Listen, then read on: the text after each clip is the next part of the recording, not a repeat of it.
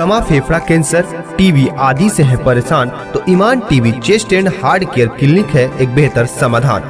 संपर्क करें डॉक्टर आजाद आलम से, centre point, Chakia road, Siwan.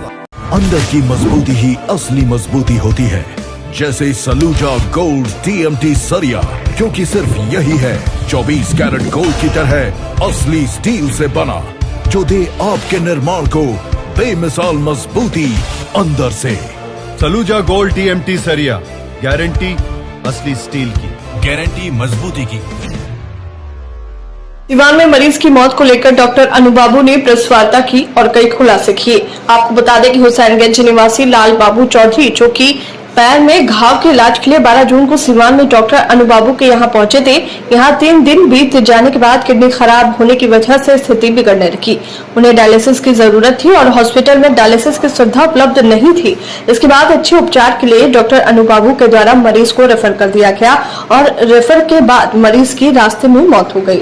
Doctor अनुबाबू के क्लिनिक में हुए मरीज की मौत को लेकर अनुबाबू ने कई खुलासे किए और अपनी बात रखी।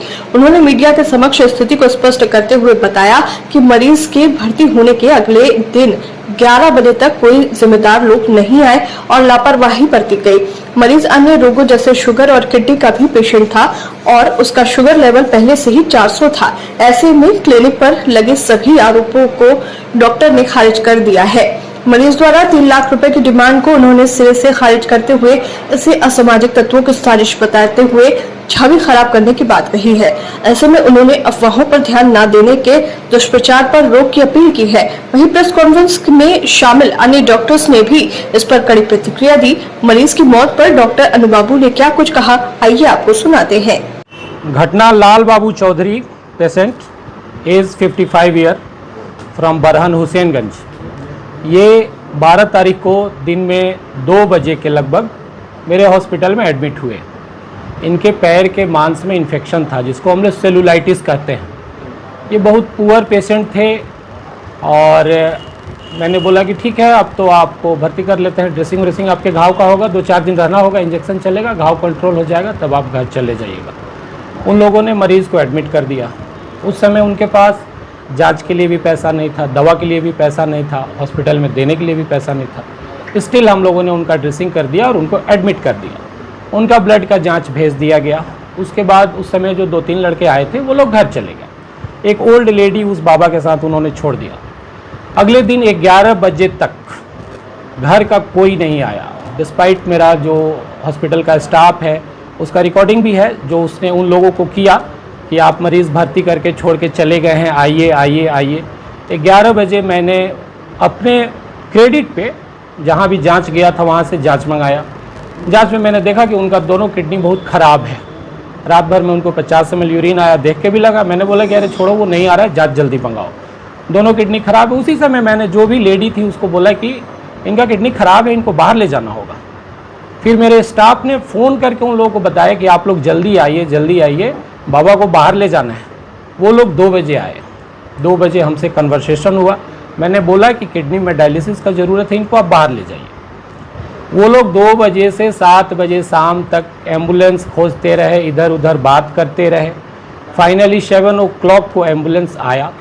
उस समय तक जो भी मरीज़ मेरे हॉस्पिटल में था उसका जो भी मैनेजमेंट होना चाहिए वो हम लोगों ने बहुत अच्छे से किया। करते ही हैं, सब मरीज़ का करते हैं। मरीज़ को फीवर आया, पैरासीटामोल दिया उसको। अभी तो गर्मी का थोड़ा मौसम भी है, अपने से बर्फ़ मंगा के उसको कूल किया। फिर 7 बजे के लगभग मरीज़ को एम्बुलेंस में बैठाया गया। अब एम्बुलेंस में मरीज़ को लादा जाता है तो हॉस्पिटल स्टाफ ही लाता है, आप 1-2 आदमी रहते हैं। उसके बाद एम्बुलेंस यहाँ से चला गया। 10-15 मिनट में वो मरीज़ कोलैप्स कर गया एम्बुलेंस में ही। फिर वो लोग आ गए यहाँ पे और कुछ जो भी लोकल लोग रहते हैं, जो हर जगह जिनको आप असामाजिक तत्व कहिए, उन लोगों ने बॉडी को हॉस्पिटल के बाहर रख दिया और उसके बाद से उन लोगों ने हल्ला गुल्ला किया। फिर मैंने पुलिस को फ़ोन किया, पुलिस आई तो फिर वो लोग बॉडी लेके गए। मैं कहीं भागा नहीं था, मेरे स्टाफ कहीं भागे नहीं थे। इंडोर में मेरे 6 पेशेंट एडमिटेड हैं, तो आप उस समय तो आप गेट खोल देंगे तो वो पेशेंट को भी तो दिक्कत होगा ना। स्टाफ जो है मेरे उस पेशेंट के केयर में थे, हम भी यहीं बैठे हुए थे। तो यही सच्चाई है। आरोप लेकिन आपके ऊपर है कि आपने 3 लाख रुपए का डिमांड किया। अब तो जहाँ तक पैसे का स्टेटस का मैंने आपको बताया कि 1 रुपया उसने हमको नहीं दिया, 24 घंटा में जांच कराने का पैसा नहीं था। और आप लोग तो पढ़े लिखे लोग हैं, सिवान में कोई ऐसा ऑपरेशन आप सोच भी सकते हैं जिसमें कि 3 लाख रुपया कोई डॉक्टर मांग दे।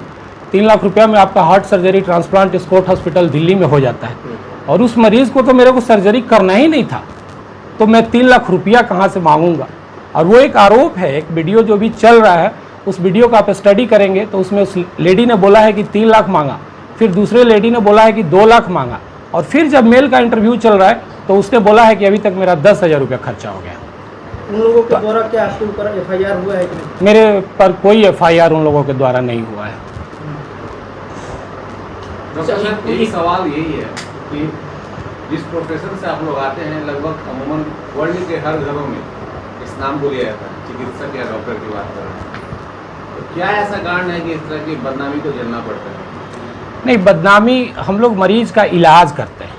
अगर हम लोग में ये रहता कि किसी को बचा सकते तो आज मेरे भी बाबूजी नहीं मरते, मेरे बगल में डॉक्टर रोहित बैठे हुए, इनकी भी माताजी नहीं मरती सारे इलाज के बाद। तो डॉक्टर इलाज ही करता है, वो जान नहीं फूंक सकता है।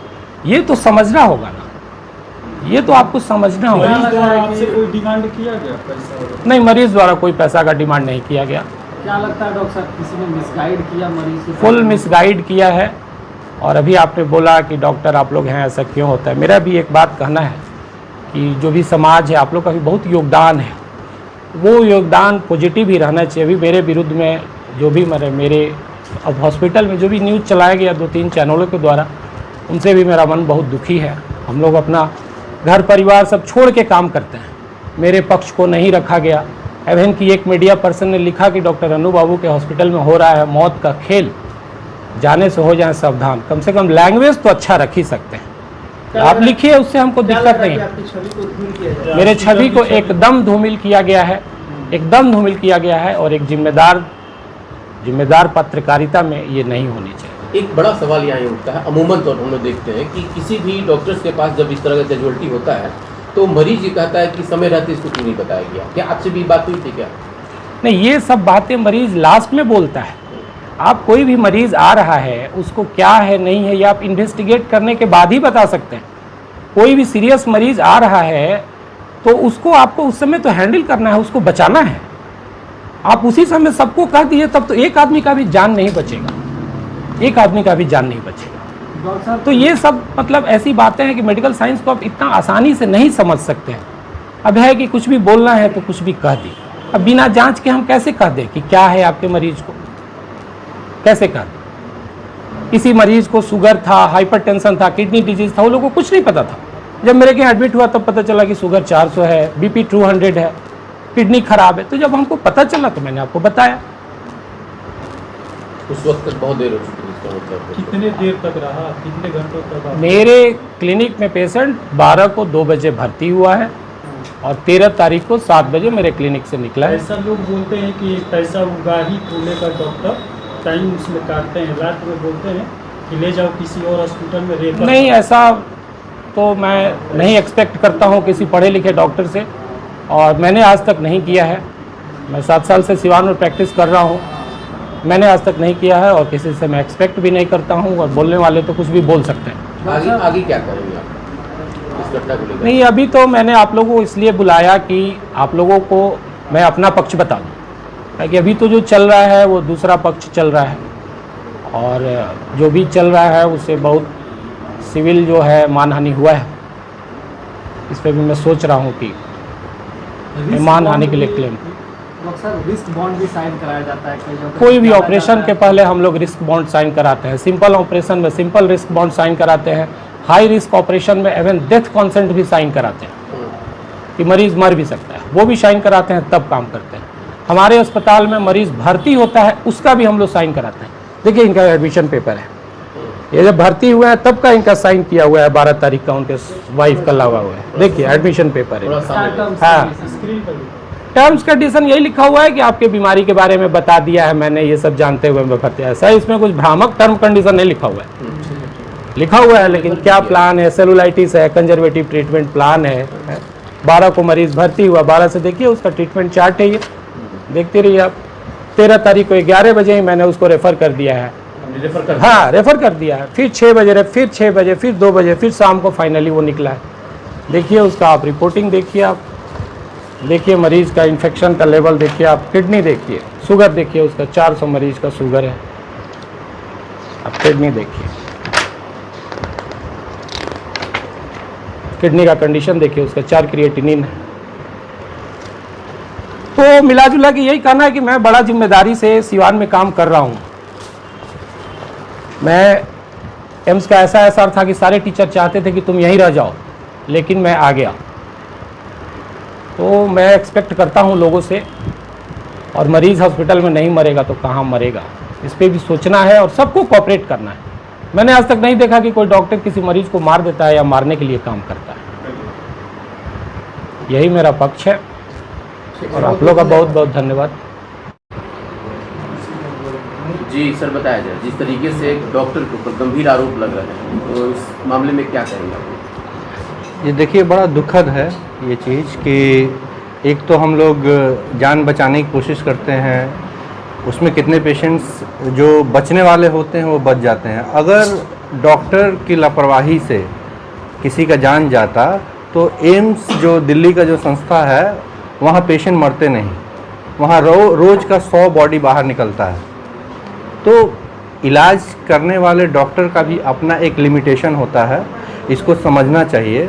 और डॉक्टर अनु बाबू अभी बड़ा मतलब अच्छे से बताए कि नहीं ऐसा कोई बात नहीं है, लेकिन बात है छोटे जगह पे हम लोग यहाँ बोल सकते हैं, सिवान ऐसे जगह में कि पटना जाए गोरखपुर जाए, अगर सिवान में पेशेंट बच सकता है, अगर पटना में बचेगा गोरखपुर में बचेगा तो यहाँ हम लोग बचा सकते हैं। वहाँ कोई भगवान नहीं बैठे हुए हैं हम लोग को भेजना पड़ता है, और हम लोगों से बहुत बड़ा टैलेंट वहाँ नहीं बैठा हुआ है। हम ही अगर एम्स में जॉब कर रहे होते हैं तो वहाँ पे लगता है कि एम्स के डॉक्टर हैं जी, हाँ ये एम्स में जॉब कर रहे हैं, तो वहाँ जाके वही पेशेंट लगता है कि हम भगवान से मिल लिए। हम अगर यहाँ आके अगर प्रैक्टिस करने लगते हैं तो ऐसा लगता है कि नहीं ये तो छोटे शहर के हैं तो छोटे डॉक्टर हो गए। हम अपने गाँव में जाकर अगर मरीज़ देख ले, इंसान तो हम वही है ना, डॉक्टर वही है, नॉलेज वही है। तो ये लोग पेशेंट जो है, इसलिए हम लोग अच्छे मतलब क्रिटिकल पेशेंट यहाँ लेना नहीं चाहते हैं। अब कोई नहीं लेना चाहता पूरे सिवान में। बताइए क्या सिवान में डॉक्टर्स की कमी है? एक से एक डॉक्टर्स आपको हैं, आप उनको छूट तो दीजिए। आप तो बोलिए तो सही कि हाँ डॉक्टर साहब आप पे हम भरोसा करते हैं और आप मेरे मरीज़ का इलाज कीजिए। यहाँ तो आते हैं मरीज, उसके बाद से जब अब लगता है कि अब कुछ हो जाएगा, उनको भेज दिया जाता है। जब कुछ हो जाता है तो सीधा सीधे आरोप डॉक्टर पे लगता है, और उसका कारण है कुछ असामाजिक तत्व हैं जो आते हैं। पेशेंट के अटेंडेंट तो इसमें नहीं होते, क्योंकि वो देख रहे होते हैं कि डॉक्टर साहब ने कितना मेहनत किया है। वो ऐसे लोग होते हैं बाहर के जो पूरे एडमिशन के दौरान कहीं दिखाई नहीं देते हैं, लास्ट में आते हैं और वे लोभ दिया जाता है कि अब तुम यहाँ नाटक करो, देखो हम इनको क्या कर सकते हैं। हाँ, वो फाइनेंशियल पैसे मांगने की बात होती है। ये कोई डॉक्टर बोलेगा नहीं, लेकिन मैं बड़ी खुला बोल सकता हूँ कि ये ब्लैकमेलिंग चलता है। कैसे बताइए आप लोग पत्रकार हैं, किस हिसाब से हम लोग सीरियस मरीज को एडमिट करें और सीरियस मरीज का इलाज करें, जब हमको पता है कि ये सीरियस मरीज, इसका इलाज अगर दिल्ली में भी होगा तब भी वही मोर्टालिटी होगा। अगर मरने के चांसेस हैं तो दिल्ली में भी जाके मरेगा, पटना में भी जाके मरेगा, गोरखपुर में भी जाके मरेगा। लेकिन अगर वो सिवान में मर जाता है तो गोरखपुर पटना में कोई जाके बात नहीं करेगा, लेकिन सिवान में मर जाता है तो फिर डॉक्टर का, एक तो डॉक्टर अपना सेफ्टी करे, उसके बाद से डॉक्टर पे 4 आरोप लगे, वो मेंटली डिस्टर्ब हो जाए। डिस्टर्ब होके तो कितने 1-2 तो डॉक्टर्स ने सुसाइड कर लिया है। मीडिया ट्रायल इतना होने लगता है, अच्छा चीज कोई नहीं देखना चाहता है। फैक्ट यही है। अगर आप बोलिए कि डॉक्टर ने अपना पूरा अथक प्रयास करके किसी सीरियस मरीज को बचा लिया, तो पब्लिक भी नहीं देखती है। लेकिन लापरवाही का भी एक बड़ा आरोप लगता है, हर डॉक्टर को लगता है, लेकिन सब डॉक्टर नहीं हो सकते हैं, लेकिन ज्यादातर लापरवाही का आरोप लगता है। और इस लापरवाही को लेकर के भी कई कैजुअल्टीज आए हुए, इसमें क्या करना है? मैं बिल्कुल बताता हूँ। लापरवाही का मतलब क्या है? लापरवाही का मतलब क्या है? जैसे कि मरीज पड़ा हुआ है, डॉक्टर सही तरीके से देख नहीं रहे हैं, क्या उसको ये कहाँ होता है पता है आपको? ये सरकारी अस्पताल में हो सकता है। ये सरकारी अस्पताल में हो सकता है कि मरीज पड़ा हुआ है और डॉक्टर देख नहीं रहे हैं। अगर मैंने अपना क्लिनिक खोला हुआ है, मैं वहां 24/7 अवेलेबल हूं, तो मैं करूंगा क्या? मेरे हॉस्पिटल में कोई मरीज पड़ा रहेगा और मैं देखूंगा नहीं? तो ये इल्जाम लगाने वाले को सोचना चाहिए और जो सुनता है उसको सोचना चाहिए। ये बैठे हुए अपने अस्पताल में, अस्पताल खोल के यहाँ पे चैम्बर में, यहाँ पे कोई सीरियस मरीज आएगा तो कहेंगे नहीं उनको पड़े रहने दो जी। आप सोचिए, इस चीज के बारे में सोचने की जरूरत है। ये लापरवाही वर्ड जो है ना डॉक्टर्स के लिए, हो सकता है सरकारी अस्पताल में इतनी भीड़ होती है कि हजारों की संख्या में लोग आते हैं, तो कोई पेशेंट हो सकता है अनअटेंडेंट हो जाए कि जिसको अटेंड ना किया जाए, वो भी जानबूझ के कोई नहीं करता है। लेकिन अब प्राइवेट हॉस्पिटल में, प्राइवेट हॉस्पिटल का भी मैं बात नहीं कर रहा हूँ, मैं प्राइवेट क्लिनिक का बात कर रहा हूँ जो 3 टायर सिटीज जैसे सिवान में लोग प्रैक्टिस करते हैं। हम लोग जितने डॉक्टर्स हैं, पढ़े लिखे यहाँ पे जो डॉक्टर्स हैं, वो अपना अपना अस्पताल खोल के प्रैक्टिस कर रहे हैं ना जी। अपने अस्पताल में कौन ऐसा चाहेगा, कौन ऐसा डॉक्टर होगा कि मरीज पड़ा हुआ है वो अपने मरीज को देखेगा नहीं? उसके पास तो कितने ऑप्शंस है ना। आप 5 मिनट अगर मरीज को आप अटेंड नहीं कीजिएगा, मरीज दूसरे जगह चला जाएगा। हॉस्पिटल रोड में हर दूसरा बिल्डिंग डॉक्टर्स का है। तो ये जो लापरवाही वर्ड है, हम लोगों के लिए तो कम से कम नहीं आना चाहिए। हाँ, थोड़ा सा दिमाग लगा के जो सुनेगा या बोलेगा, उसको ये भी सोचना चाहिए कि हम लोग कैसे लापरवाही कर सकते हैं। आप अपने घर में हैं, आपका बच्चा गिर गया, आप लापरवाही करेंगे जी कि हाँ चलो उठा लेगा या खुद से उठ जाएगा? नहीं ना। लेकिन आप अगर वहाँ नहीं रहेंगे तो बच्चा गिर रहा है, खुद से उठ रहा है, वो अलग चीज़ है, वो कंप्लीटली डिफरेंट है। हम लोग भी तो यहाँ बैठे हैं, इलाज करने के लिए बैठे हुए हैं ना, और सब किसी का रोजी रोटी है, ये हमारा भी रोजी रोटी है, ये एक प्रोफेशन है। हाँ, लेकिन बहुत लॉयल प्रोफेशन है और हम लोग बहुत ईमानदारी से करते हैं प्रैक्टिस। तो अपने अस्पताल में ऐसा लापरवाही वाला वर्ड नहीं आना चाहिए, क्योंकि हमको आप एक लॉजिक बता दीजिए कि कोई डॉक्टर अपने घर में या अपने हॉस्पिटल में कोई मरीज आता है तो कैसे लापरवाही कर सकता है? छोड़ सकता है कोई मरीज को? कभी नहीं छोड़ेगा। तो लापरवाही देखिए, और पढ़े लिखे डॉक्टर जो हैं वो अपना प्रोटोकॉल के हिसाब से चलते हैं।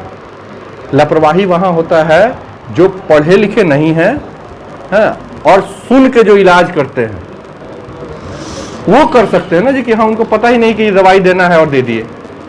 बहुत सारे मरीज ये हैं कि जो कि पहले यहाँ सिवान में पढ़े लिखे डॉक्टरों के पास आने से पहले गांव में जो बाजारों पर फर्जी डॉक्टर है उनसे पहले इलाज कराते हैं। सिचुएशन बिगड़ता है तो वो सिवान आते हैं, और ऐसे कंडीशंस में घटनाएं होती हैं कई बार। तो किसकी गलती है बताइए? नहीं, कई जगह डॉक्टर पढ़ा लिखा दिमाग पैसा उगाही में लगा देता है, मरीज पर नहीं लगाता है, क्योंकि उसे 2-3 दिनों तक भर्ती करके रखता है। पूरा बिगड़ जाता है तभी रेफर करता है, समय पर रेफर नहीं करता है, तो ऐसे ऐसे मामले सामने आते रहते हैं। ठीक है, पैसा उगाही, पैसा चलिए मान लिए कि आप एक तो पहली बात कि देखिए हर प्रोफेशन में अच्छे लोग हैं, बुरे लोग हैं। मैं सबके ऊपर कमेंट नहीं करता हूँ, लेकिन मैं मेजॉरिटी की बात करता हूँ, और मैं जैसा हूँ वैसा सोचता हूँ कि मेरे सामने वाला भी वैसा ही होगा। चलिए एक तरफ से मान लेता हूँ कि पैसा उगाही के लिए ही कोई डॉक्टर करता है, उसका पैसा उगाही कब होगा? अगर उसके यहाँ 4 मरीज मर जाएगा तब होगा, कि वो मरीज को ठीक करेगा तब होगा लॉन्ग टर्म में। हाँ, 20-20 साल तक डॉक्टर पढ़ के आते हैं, इतना बुद्धि उनको रहता है कि हमको कब मरीज को रेफर कर देना है और कब मरीज को कब तक रख लेना है। ठीक है, इस सबको पता होता है। जानबूझ के कोई मरने तक मरीज का वेट नहीं करता है। मरीज जो होता है, मरीज जब चला गया, मरीज जब एक्सपायर हो गया, तो उसके बाद आप चाहे जो कुछ भी कह लीजिए, किसी भी डॉक्टर पे कोई आरोप लगा लीजिए कि हाँ, यहाँ तक तो मरीज तो ये भी कहते हैं, मैंने सुना है बहुत सारे जगहों पे कि सुई दिले हैं मर गए मरीज। अरे कैसा सुई दिए हैं डॉक्टर साहब कि मर गया है मरीज? हाँ, जिंदगी भर गांव में बिना किसी डोज के, बिना किसी प्रिस्क्रिप्शन के सुई लेते आ रहे हो तो उससे नहीं मरे हैं। लेकिन जब एकदम खराब कंडीशन में यहाँ आके उसके इलाज के लिए प्रॉपर गाइडेंस, प्रॉपर प्रोटोकॉल से इंजेक्शन दिया जाता है, उससे मरीज मर जाता है। तो बोलने को आप कुछ भी बोल सकते हैं, लेकिन उसके लिए कुछ सत्यता प्रूफ करने के लिए कुछ तथ्य भी तो होना चाहिए ना, तो वो तथ्य भी तो डालना चाहिए। हाँ, किसी भी डॉक्टर को ऐसे सब कोई अपने इसको लेके, अपने स्वाभिमान को लेके, अपने प्रोफेशन को लेके ईमानदारी से करते हैं हम लोग काम। जब ऐसे इल्जाम जब लगते हैं ना, तो एक आदमी पे लगते हैं तो ऐसा लगता है पूरे प्रोफेशन पे लगा है। तो पूरे प्रोफेशन को ही मतलब दागदार ना किया जाए। इंडिविजुअल अगर कोई ऐसा होता है तो बिल्कुल करना चाहिए। हर प्रोफेशन में, आप लोगों के प्रोफेशन में भी कितने पत्रकार हैं जो निष्पक्ष पत्रकारिता करते हैं, कितने लोग हैं जो थोड़ा सा पक्षधर हो जाते हैं। तो इंसान हर जगह अलग अलग होता है कि नहीं? तो एक इंसान की वजह से पूरे डॉक्टर प्रोफेशन पे ऐसा मतलब ऐसा इल्ज़ाम लगाना, ऐसा धूमिल करना सही बात नहीं है।